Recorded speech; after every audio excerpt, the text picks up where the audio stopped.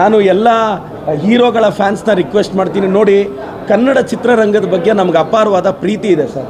ನಾನು ಸುದೀಪ್ ಸರ್ನ ತುಂಬ ಇಷ್ಟಪಡೋ ವ್ಯಕ್ತಿ, ನಾನು ಸುದೀಪ್ ಸರ್ ಫ್ಯಾನು. ಅಷ್ಟೇ ಅಲ್ಲ, ನಮ್ಮ ಡಿ ಕೆ ಸರ್ ಎಲ್ಲರೂ ನಾವು ಗೌರವಿಸ್ತೀವಿ. ಸುದೀಪ್ ಸರೇ ನಮ್ಮ ಸರ್ಕಾರಕ್ಕೆ ಧನ್ಯವಾದ ಅರ್ಪಿಸಿದ್ದಾರೆ. ದಯವಿಟ್ಟು ಚಲವಾದಿ ನಾರಾಯಣ ಸ್ವಾಮಿ ಅವರೇ ರಾಜಕಾರಣದ ಥರ ಮಾಡಿ.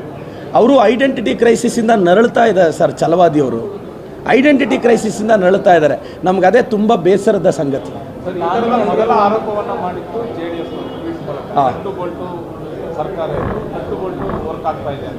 ಇಲ್ಲ ಸರ್, ನೋಡಿ ನಿಮಗೆ ಗೊತ್ತಿರಲಿ ಸರ್, ನಮ್ಮ ಡಿ ಕೆ ಸಾಹೇಬ್ರಿಗೆ ಚಿತ್ರರಂಗದ ಮೇಲೆ ಅಪಾರವಾದ ಪ್ರೀತಿ ಇದೆ ಸರ್. ಸರ್, ಡಿ ಕೆ ಸಾಹೇಬ್ರದ್ದು ಒಂದು ಕಾರ್ಯಕ್ರಮಕ್ಕೆ ಸುದೀಪ್ ಸರ್ ಗೆಸ್ಟ್ ಆಗಿ ಬಂದಿದ್ರಲ್ಲ ಸರ್, ಅಷ್ಟು ಬೇಡ ಸರ್, ನನ್ನ ಕಾರ್ಯಕ್ರಮದ ಒಂದು ಸುದೀಪ್ ಸರ್ ಬಂದಿದ್ರಲ್ಲ ಸರ್.